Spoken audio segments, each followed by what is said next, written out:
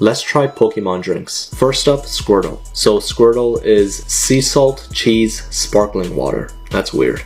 That smells funky. It just smells like cheese. It tastes like popcorn. That's basically what this is. It's liquid popcorn with cheese powder. This is a 4.9 out of 10. Mew.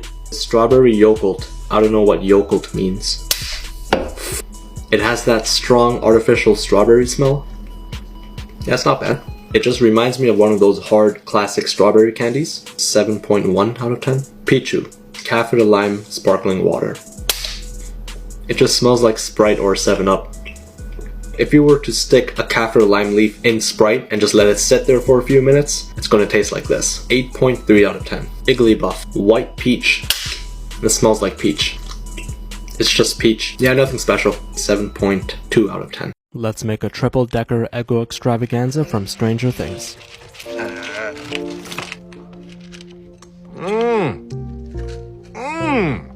Good, right? I know, you know the great thing about it? It's only 8,000 calories. Let's grab some Eggo waffles, 3 to be exact, and toast them up. At the bottom of a plate, spread on some whipped cream, followed by 1 Eggo waffle, more whipped cream, maple syrup, chocolate Hershey Kisses, jelly beans, and repeat until we're all the way at the top. And that's pretty much it.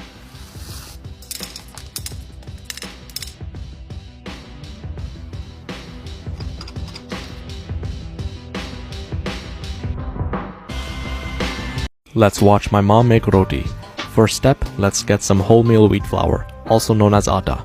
To that, she'll add salt and periodically add water until the dough comes together. Once it comes together, she'll let it rest for about 10 minutes before she begins the kneading process. To knead, make sure you use both fists and hit every spot on the dough. Occasionally flip it over and also use some water if it seems a bit dry. The whole kneading process could take around 15 to 20 minutes.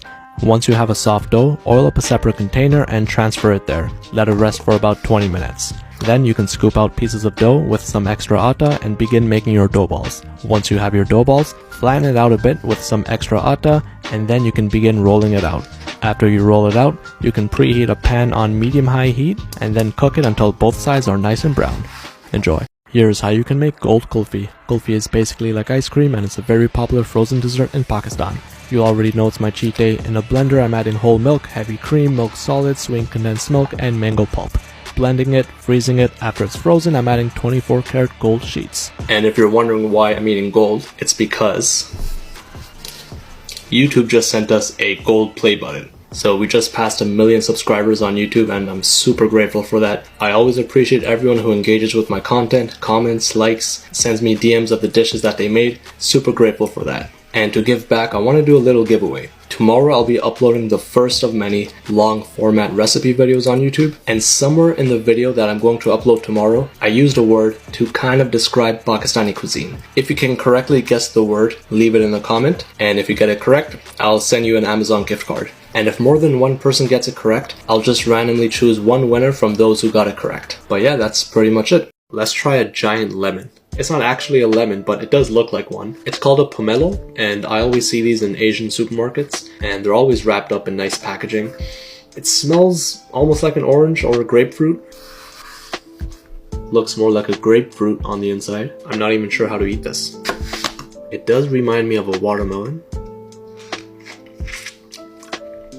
It's almost like an orange. I thought it would be sour like a grapefruit, but it's not really sour. It's not as juicy, so there seems to be like a hard skin in the center that you don't really eat. It went from looking like a lemon on the outside, a grapefruit on the inside, to a watermelon just by the way that I sliced it, and it tastes like an orange. That's a pomelo.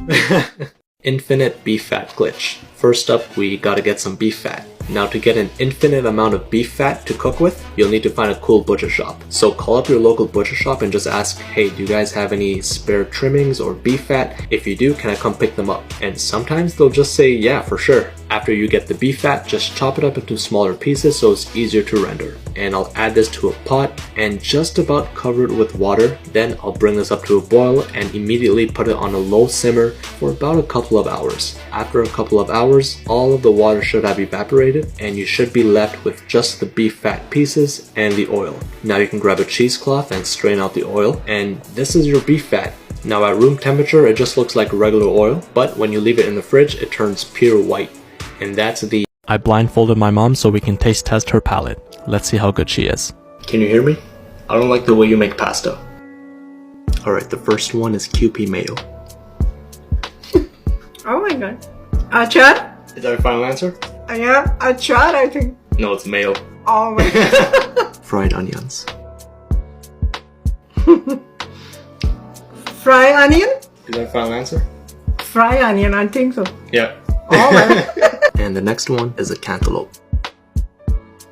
Oh. Kharbuza? Yep. Biscoff spread.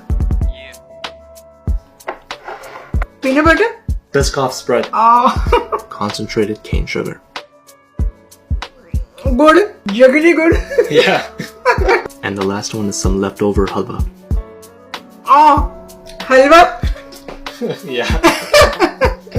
Oh my god. Let's try Yakult. Yakult seems to be a popular yogurt drink in Japan. Apparently it's really good for your stomach. It just smells like a sweet dessert. I don't really smell yogurt. That's nice. Pretty sweet. There is that hint of citrus. It does have a nice smooth texture. These are just small little shots. I'm not sure why. I want to drink all of them because this clearly isn't enough. I don't know if I'm going to overdose if I take all of them. This is an 8.7 out of 10.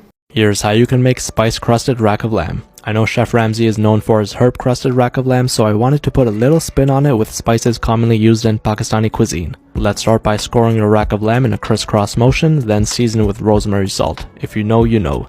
Then in a pan on medium-high heat, add some oil and let's get some color on all sides of your rack of lamb. Once you get some color, add butter and begin basting for a few minutes. Then you can preheat the oven at 400 degrees and pop it in there for about 5 to 6 minutes. In a food processor, add toasted cumin and coriander seeds, chili powder, and panko breadcrumbs. This is your spice crust. Once the lamb is out of the oven, brush the top with mustard and evenly coat this in your spice crust. Make sure everything is patted down and also shake off any excess spices before placing this back in your pan and in the oven for an additional 4 to 5 minutes. And that's pretty much it. Let this rest for a few minutes, slice it up, and enjoy.